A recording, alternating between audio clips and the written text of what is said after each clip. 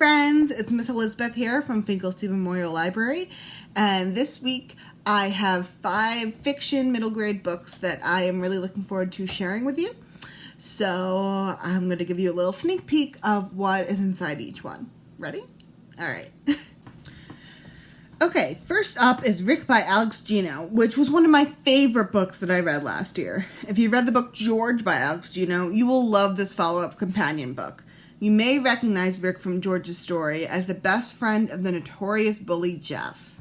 Rick is an average kid who's never given much thought to crushes, gender identity, or sexual orientation. However, when he finds the Spectrum Club, he learns that there are a lot of different ways to identify, and he doesn't have to feel the way his dad wishes he would.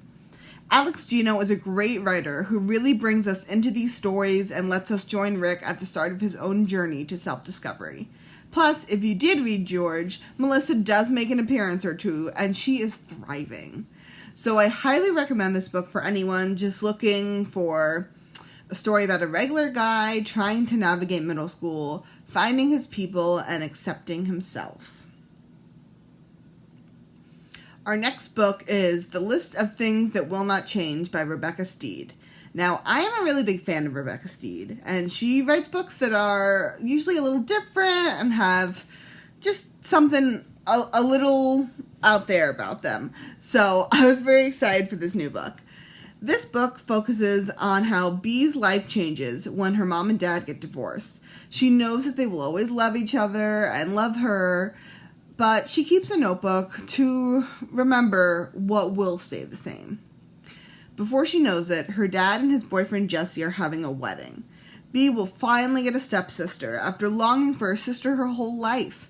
But as they get closer to the actual wedding, Bee realizes that becoming a new family may not be as simple as she thought, but it can still be pretty great. Anyone merging families especially should not miss this title. Next up is Orphan 11 by Gennifer Choldenk.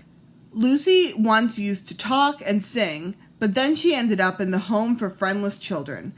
Not speaking protects her, but no one really understands why. When she and 3 other orphans escape the home, they end up joining a traveling circus.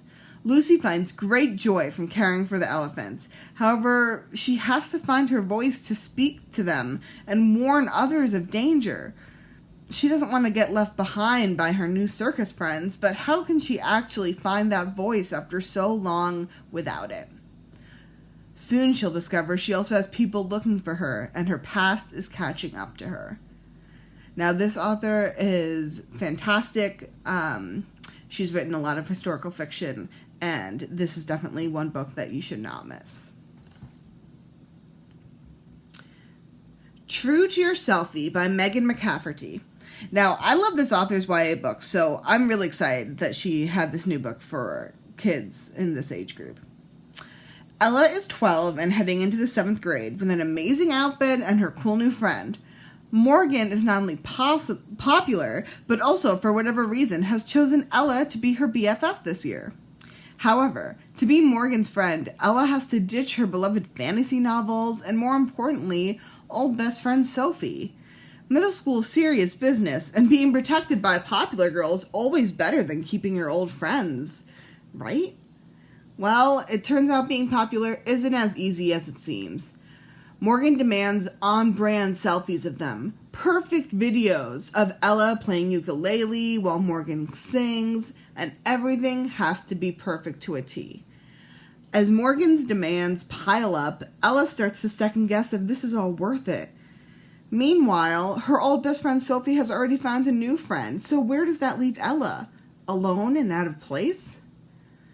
Soon, Ella finds fencing. Turns out she's really good at it. However, this is most definitely not on brand with what Morgan wants. She even goes as far as forbidding Ella from fencing. So Ella has a choice: popularity or doing something for herself. It's hard to know what to do without Sophie, but this is a choice Ella needs to make for herself. And last but certainly not least, we have The Deceivers by Margaret Peterson Haddix. So obviously by now you've realized that I love all these authors. Let me tell you though, Haddix has been writing great books for 40, 50 years. She's phenomenal. And this is actually book 2 in the Greystone Secret series, which is great if you liked A Wrinkle in Time or City of Ember. This one is definitely for you. So in the first book, we've got a mystery, secrets, teamwork, thrills, and we get an amazing cliffhanger ending. So this series follows 4 kids, Chess, Emma, and Finn Greystone, and their friend Natalie, whose mothers have vanished. Before they knew anything even about this evil mirror image world, their mothers were already fighting inside of this world. So they know that their moms had gone to try to fix things and they got trapped there. And now it's up to the kids to save their moms who are in this evil mirror image world. So they have to go back to the evil world to save them, but all the kids have their own struggles and self-doubts if they can actually do this. So they're going to have to work together if they're going to overcome that. And the kids learn about the power of truths and lies and what's necessary to change an entire other world. So I hope that you enjoyed these snapshots of these 5 books. And if you're interested, check out the links below to see if they're at our library, or if you want to place a hold, or you can give us a call and we can do it for you, or you can stop on in and we can also do it for you then. So I hope that you check them out and let us know what you think. All right, see you next time.